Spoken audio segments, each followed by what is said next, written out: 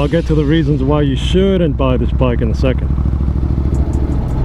And they're strong, I'm telling you. Reason number one why you shouldn't buy this bike. The first reason is the rev limiter.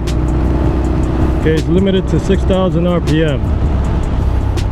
I know I said I wasn't gonna miss that you know, that high rev limiter, but I was wrong. A year and a half later, and you know, I made myself the best that I could be. I started working out, I started losing weight. I'm a lot lighter. I made this bike the best it could be, with all the mods. I'm going to show you that in my next video. But it's just like, I don't know, you know, I want more. You know, I've gained a lot of experience. I've done a lot of miles. I mean, this is a great bike, don't get me wrong. Reason number two is the weight. Yeah, this bike is lighter than most adventure bikes, and this one does keep its weight down low.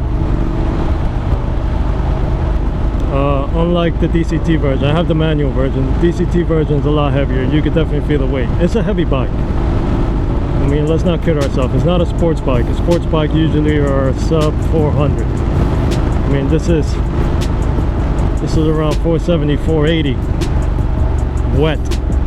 So it is a heavy bike, which comes to my next point. This is not a first time bike, you know, for like a first timer. No way. I mean, you know, and with the rev limiter, and for it only to have 50 horsepower and 48 pound-feet of torque, you know, you might think, oh yeah, it's a good first time, you know, first timer bike, but it's a tall bike.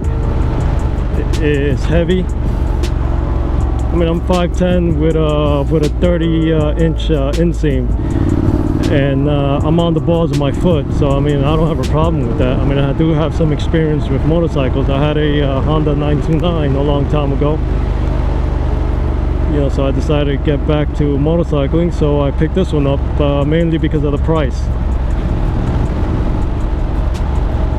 But if not, it would have gotten me something else a little bit more powerful. That's another thing. It only has 50 horsepower and, you know, 50 pound-feet of torque. When you think about it, somebody's calling me. I mean, the Suzuki Bergman 650, for crying out loud, has more power than this.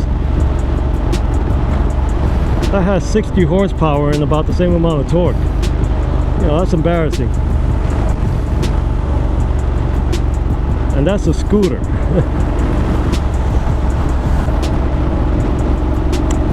Another reason why you shouldn't buy this bike, even though you could change it, but then it's just gonna make the bike taller. It has a hard seat. I mean, yes, it has an upright seating position. I mean, but after an hour and a half, maybe two, depending on your, you know, on your type of butt, it gets a little uncomfortable.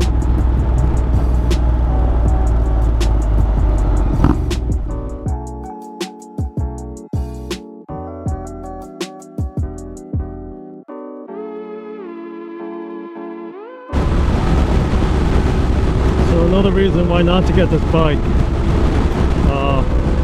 is that it's cheap.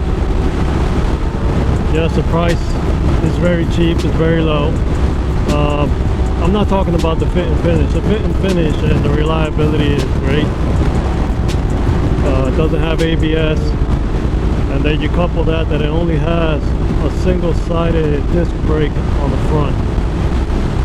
I mean, that's a good recipe for, you know, not so very good stopping power or distance.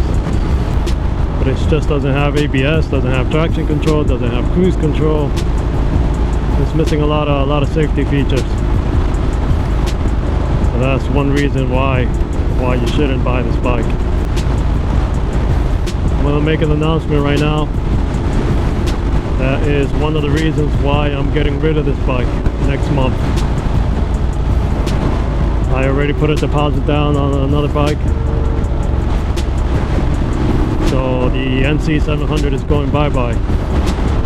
I'm gonna do an unveiling of that bike next month when I get rid of once I get rid of the NC. I would say if you're a beginner rider, I wouldn't do it. This has to be your second bike, but there are much better second options than this one, that's for sure. I mean, for your second bike, you could buy a Yamaha FJ09. I mean, you could get them at a reasonable price now.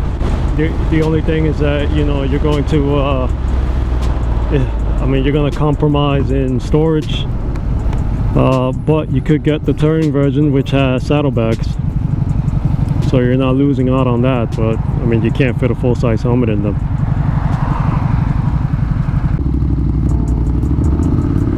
So I don't know how many reasons I gave you to why you shouldn't buy this bike, but I'm pretty sure it was a lot.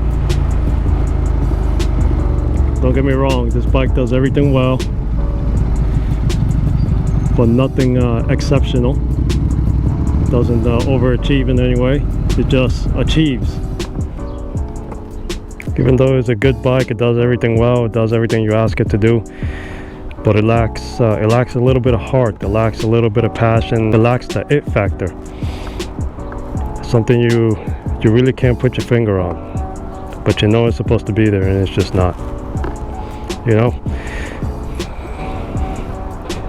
So after I have a wonderful ride, I mean, you know, I'm down here at the shore, I don't turn around and say, man, I love this bike. You know, I just don't say that. I say it's a good bike. It's treated me very well. I treated it very well. It's just, you know, it lacks the soul of what a lot of bikes, you know, do have.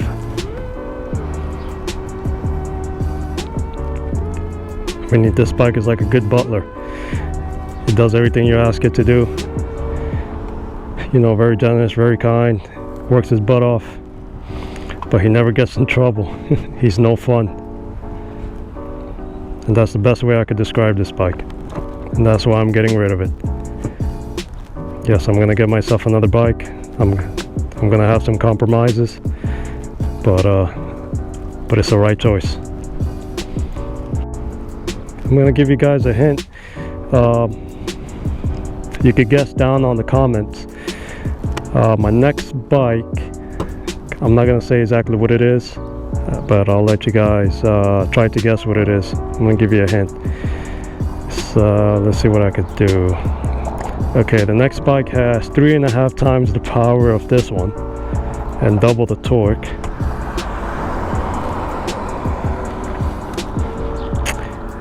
It weighs over 600 pounds. Yes, it's a heavy beast. It has a drive shaft, and it was the very first bike that was introduced with a DCT transmission. The very first. And then all the other manufacturers and all the other bikes, you know, try to copy. So those are the hints. Okay, we'll see who could get it right down on the comments. But like always, thanks for watching.